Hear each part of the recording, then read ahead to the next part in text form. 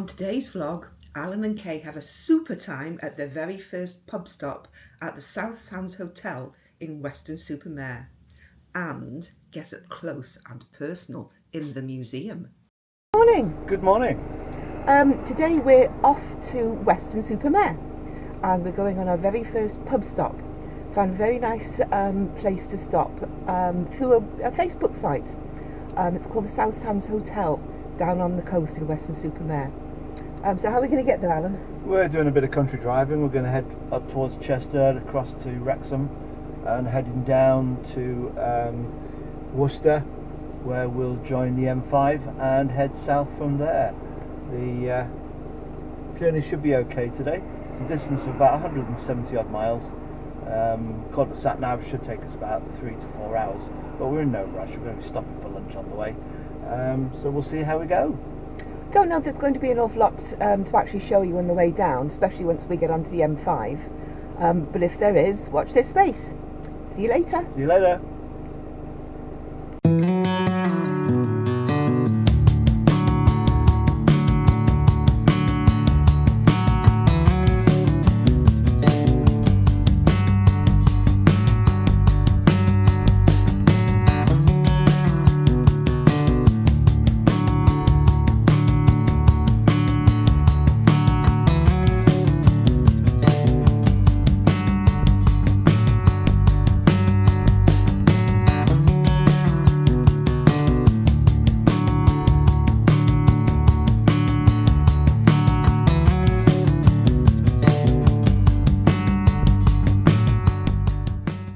Well, we've just stopped outside Worcester. We're going to have a little bit of lunch. Something we've noticed on the way down though is on the route that we took off the computer off Google Maps, when we actually get into Weston super Mare, it actually tells us to do a U-turn. Does that make sense to you, Alan? No. I've already checked it. We don't do a U-turn.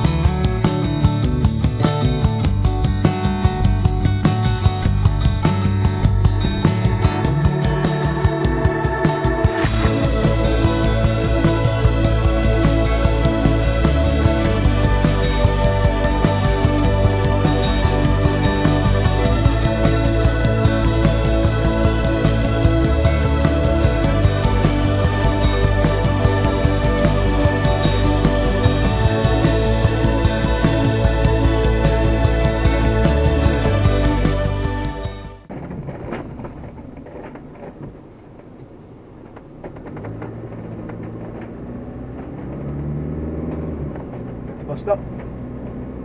So in fact the bus is just this one. I wonder where that bus stop goes to. Well,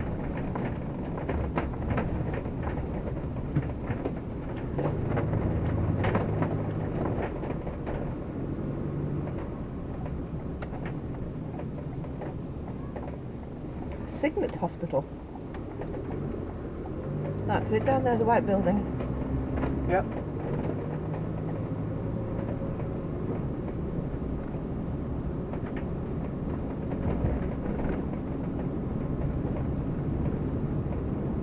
Arriving at BS22, 9UZ, on the That left. place. It's a huge place. Signet Hospital. When it said Signet What for Hospital, I birds? thought they were talking about Signets. swans. Yeah.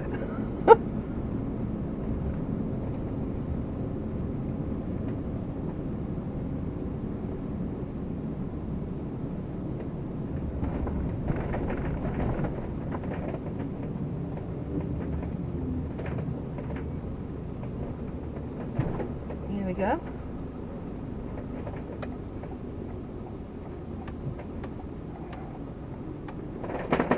It was up round that way, wasn't it?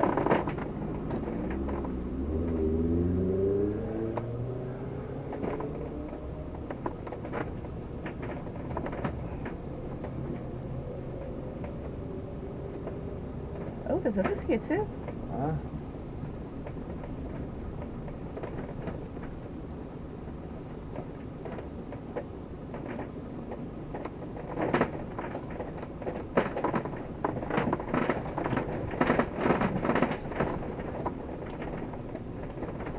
Obviously that's the main car park.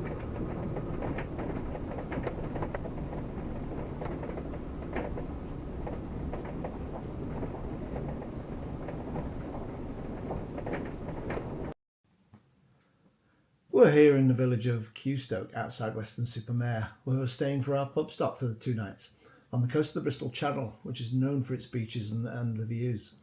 However, as you can see from the picture of St Paul's Church, we're fog bound, so you can't see the views. I can't even put the drone up, which is a real shame, as there would have been some nice filming across the water. The village here is surrounded by rolling hills and green fields. It's very popular for hikers and nature enthusiasts, I believe. There are several historic landmarks, including the Qstoke Toll Road from the 18th century. Doesn't know exactly whereabouts that is. The main attraction here is the beach, obviously, for swimming, sunbathing, picnics and dog walking. There's also a promenade with views of the coastline and countryside, including the Sandpoint Nature Reserve for wildlife and bird watchers. I was watching a YouTube thing about the gimbal walk. Oh yeah. And the gimbal walk is what you do to try and not get up and down movement on your DJI. As everybody knows, we've only just started trying to do this, and it's absolutely flipping impossible not to get an up and down wobble. Well, in my opinion anyway.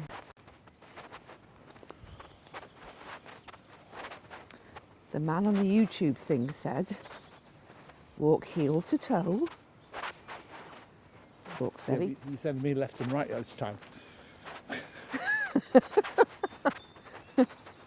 Well, you need to lead me. I shouldn't be leading you, because I'm looking at the screen, not where I'm going. You should be looking where you're going. The screen will follow you. But then I don't know if I'm wobbling or not. Well, you'll find out when you play it back. This could be a very difficult job. Anyway. You can't walk around like this going left and right, left and right. Anyway, we've arrived at South Sands Hotel in just outside Weston-super-Mare. So we're just going to take a walk up to the beach and see what it's all about. This is the hotel here on the left. They have the hotel, they have a restaurant, they have bar meals, and they also have the Rock Salt Cafe, which is where we plan to get our breakfast on Monday morning. We're going to eat in the restaurant tonight, or maybe just a bar meal. We haven't decided as yet. But I went in to let them know that we'd arrived, and it looked extremely nice in there. So we're just going to walk up. I believe that over this green mound is the actual water. We'll have to see.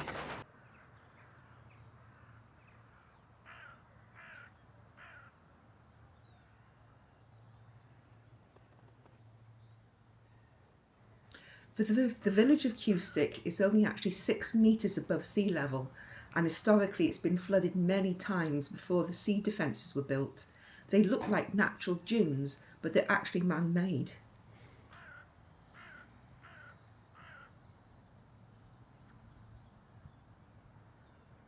It's very peaceful here.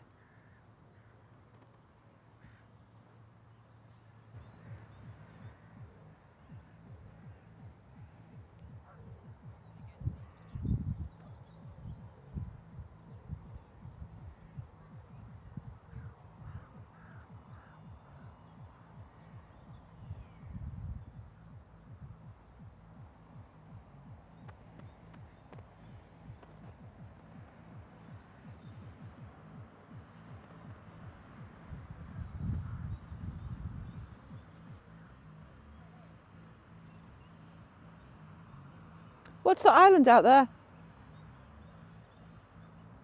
told you. That's something like Linport Pier. Is that Puffin Island? No. It was at this point we realised Alan has lost his microphone. After a trip back to the motorhome, fortunately it was only 2 minutes over the road, and a great sigh of relief, it was just outside the motorhome steps. There's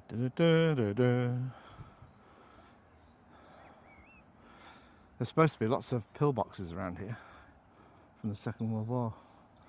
The north end of Sand Bay Beach. The squat concrete forts form part of a network of defences which were manned locally by local base troops and the Home Guard. Built in to blend with the particular location and to provide camouflage, and stonework was painted to look like a holiday chalet. Okay. In 1944, while preparations were being made. So, somewhere along here, the north bank, so that's going that way, there should be some old pillboxes. Did lots of training here during the Second World War, and I believe they put wooden posts in to stop boats and planes from landing, but then they were removed by prisoners of war. Really? Mm. Right, what's your bird knowledge like? Other than the female sort with skirts? That's a bird, that's a bird, that's a bird. Rubbish, Alan, And rubbish. and that's a bird up there. That night we ate in a restaurant. Alan had Szechuan pepper squid with soy-dressed Chinese leaf, fried peanuts and sriracha mayonnaise. He then had slow-cooked Greek lamb shoulder, golden lemon and garlic potatoes, Greek salad and sumac pink pickled onions. I had the crab rarebit on a buttered crumpet with ale and Worcestershire sauce. And then I had Thatcher's cider battered cod, crushed and minted peas with homemade tartar sauce and beef dripping chips. It was absolutely lovely. We were absolutely stuffed. Well, good morning. Good morning. We had a very good night's sleep here last night. The only thing I complain about is the birds were extremely loud at sort of 5 o'clock this morning. But it's a very quiet spot. It is. Was there 5 vans here last night? 5 vans last night. 5 vans. So it's obviously quite a popular pub, stay over stop sort of thing. Today we're going off to see the Helicopter Museum in Weston Mare. They've got an open cockpit day. And many years ago, Alan worked on helicopters, so thought it might be interesting for him to go and have a look around some of the ones they've got there. Yes, yeah. Might even fit in them. Still. But what he says, it could be quite tight to actually get into them, and neither of us are Slim Jims. So we've had some breakfast, we've had a coffee, tidied up, cleaned up, and off we're going to go. See you later. Bye-bye.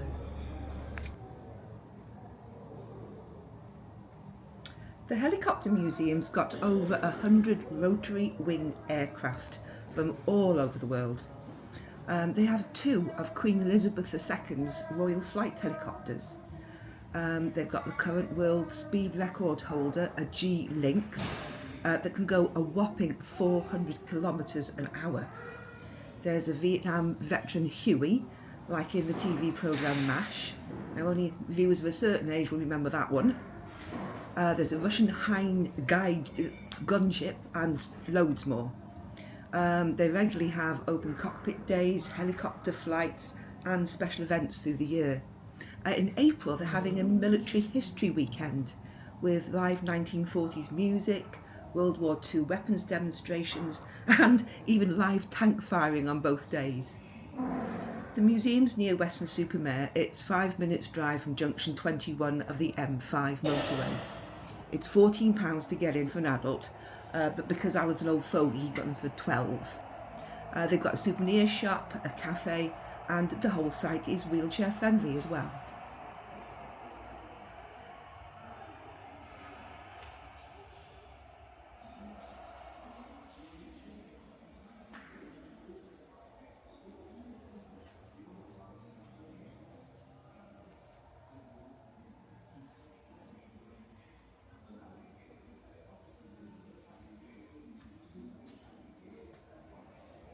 Queen's flight. The what? Oh, Queen.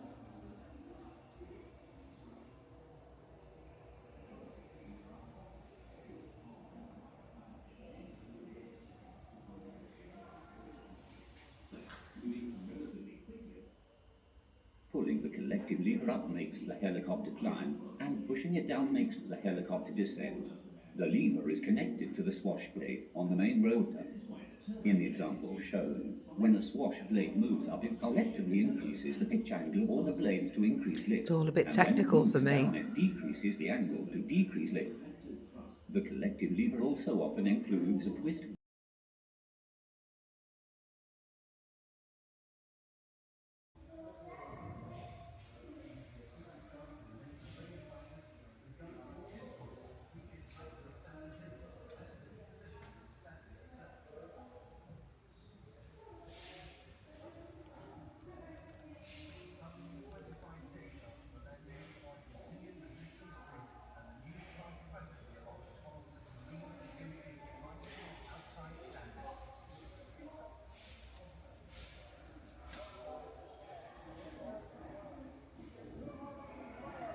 They have overcome 11,000 well-armed troops with better coordination and leadership and better use of support weapons.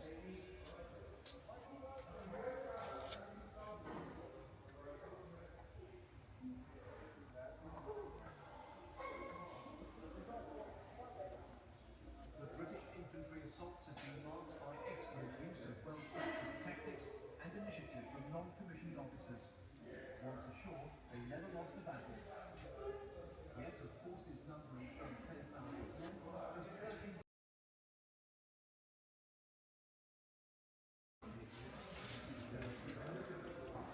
You just walked right in front of my camera. Sorry.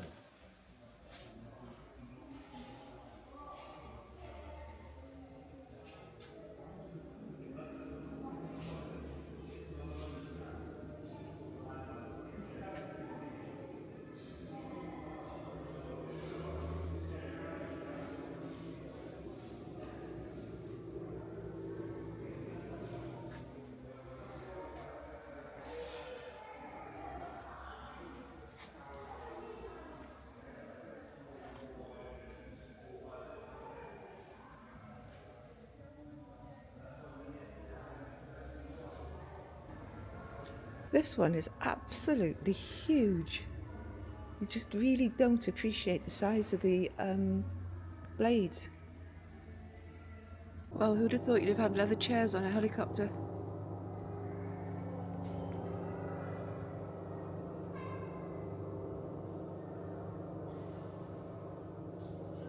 So the size of some of these things is absolutely unbelievable. Just looking at them on the camera, I don't think it doesn't do them justice.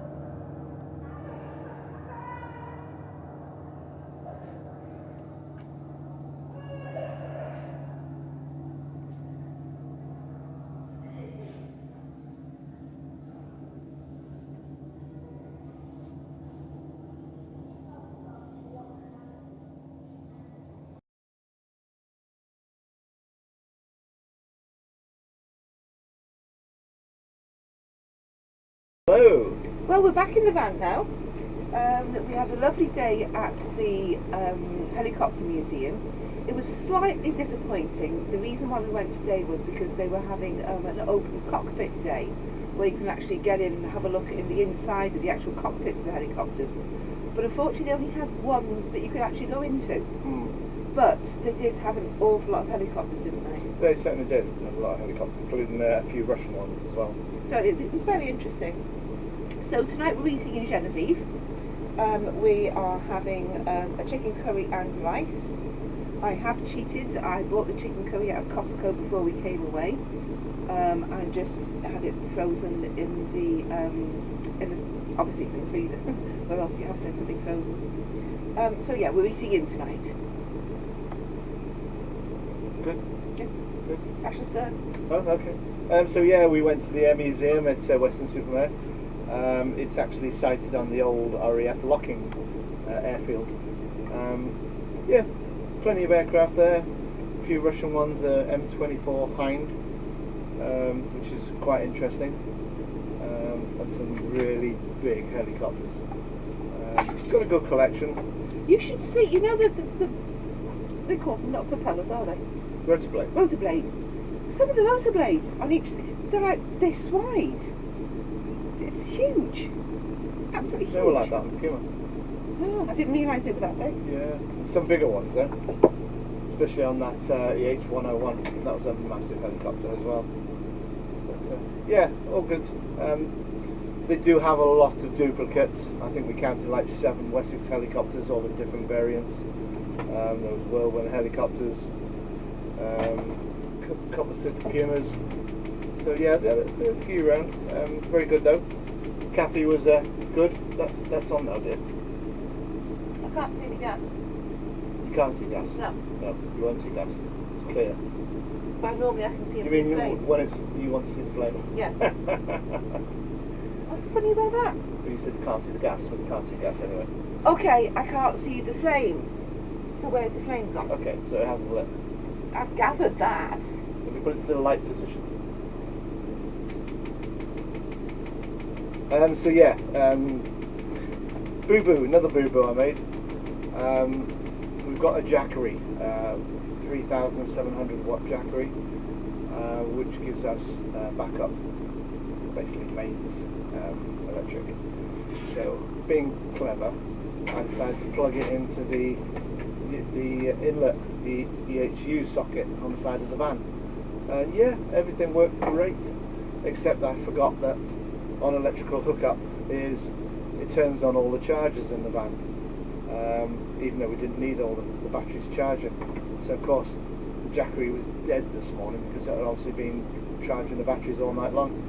Whereas if I'd had it just inside the van, then we could have just plugged the kettle in or the microwave when we wanted to use it.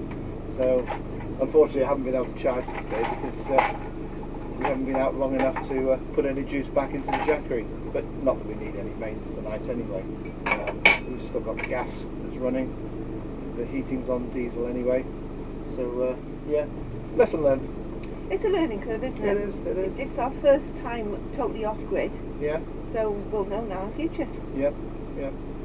So, we'll leave it there. We'll go and have our curry. Okay, had a beer. Another one. Another one.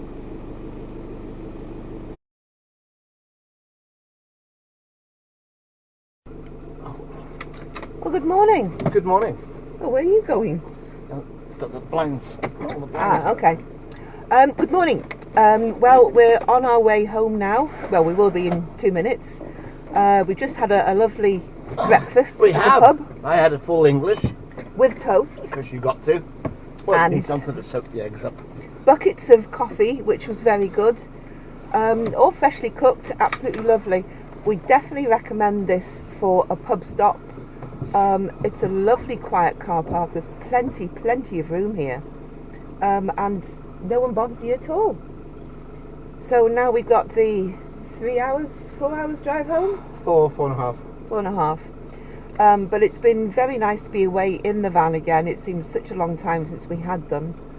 And he is looking forward to next time. See you soon. See you later.